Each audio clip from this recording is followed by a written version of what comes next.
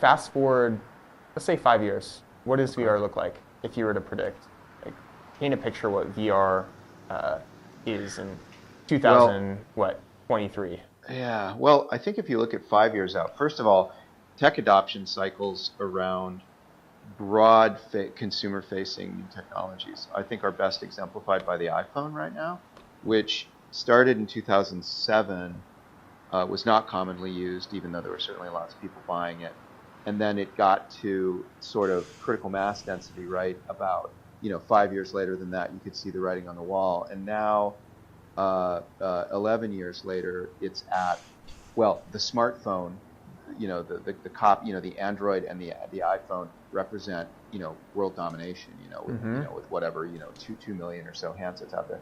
I think VR will go through a similar, little bit slower scale. So maybe we're on a 10 year, so that, that was like a 7 year, driving all the way to the peak. I think VR Mm-hmm. will be more like 10 because the early use cases are less obvious. It's not like everybody wants to get one of these headsets right now. Mm-hmm. So there's going to be a little bit of a rough road around defining things like learning applications that are going to really start pulling, students into these headsets.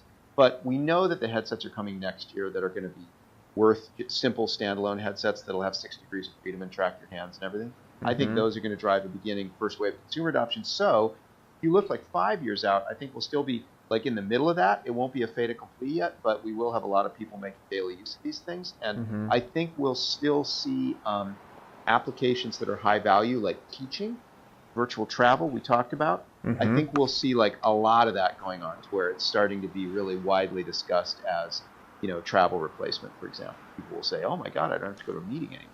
I can jump in one of these gadgets, not take an airplane. So I think we'll start to see early impact there.